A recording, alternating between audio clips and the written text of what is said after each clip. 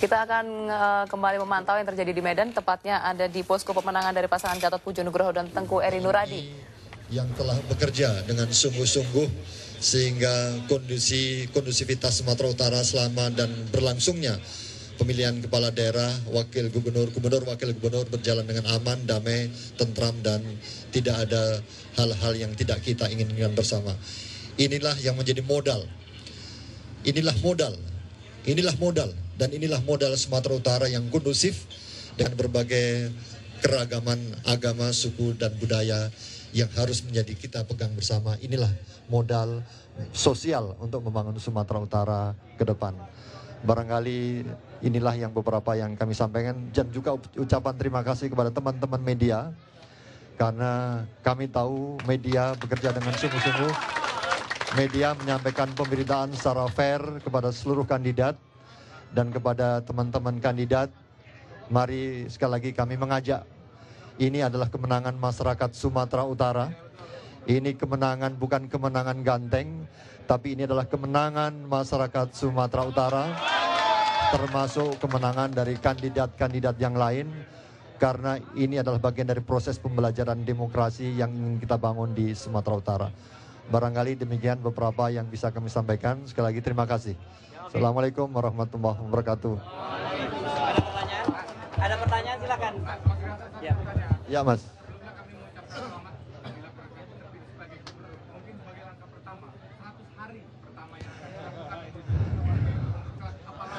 Sebelumnya sudah ada rencana beberapa langkah yang mau dilakukan dalam jabatan gubernur dan tidak bisa direalisasikan, apa langkah? Yang pertama tentu bahkan hari Sabtu saya sudah langsung bekerja. Karena saya mendampingi Menteri PU meresmikan beberapa pembangunan jembatan di Pulau Nias. Jadi Sabtu saya sudah mulai bekerja dan besok saya sudah mulai bekerja. Ya. Yang pertama tentu adalah proses konsolidasi. Konsolidasi mana? Konsolidasi seluruh elemen masyarakat. Baik partai mendukung dengan calon-calon. Sekali lagi mudah-mudahan dengan proses konsolidasi seperti ini, kita yakin dan kita optimis bahwa memang Sumatera Utara harus menjadi pusat pertumbuhan Indonesia di bagian barat. Konsolidasi dengan semua calon, dengan seluruh stakeholder, dengan seluruh berbagai lintas agama, suku, dan budaya, kita ingin bangun Sumatera Utara. Oke, pertanyaan berikutnya. Itu tadi pidato yang bisa dikatakan pidato kemenangan yang sudah disampaikan oleh pasangan ini ya. Bang Iksan, ini walaupun mereka sudah berpidato, tapi tentunya ada satu yang ditekankan, itu konsolidasi. Kalau menurut Anda, PR pertama yang harus dikonsolidasikan dan dilaksanakan oleh pasangan ini apa ini untuk ke depannya hingga tahun 2018? Tadi sebelum dia sampaikan konsolidasi, ada satu istilah yang dikemukakan dengan baik, tapi maaf saya tidak yakin bisa diterjemahkan dengan baik oleh Gatot. Maaf ya. Apa itu modal sosial? Karena saya memahami modal sosial itu punya relasi dengan perolehan suara. Jadi selama modal sosial itu tidak memberi, selama yang namanya perolehan suara tidak menunjuk pada nilai positif pada modal sosial, maka kata-kata modal sosial tidak punya relasi signifikan dalam istilah keilmuan. Ini bagian dari tesis saya kebetulan, disertasi saya kebetulan. Bagaimana perolehan suara sesungguhnya punya relasi kental dengan yang namanya modal sosial.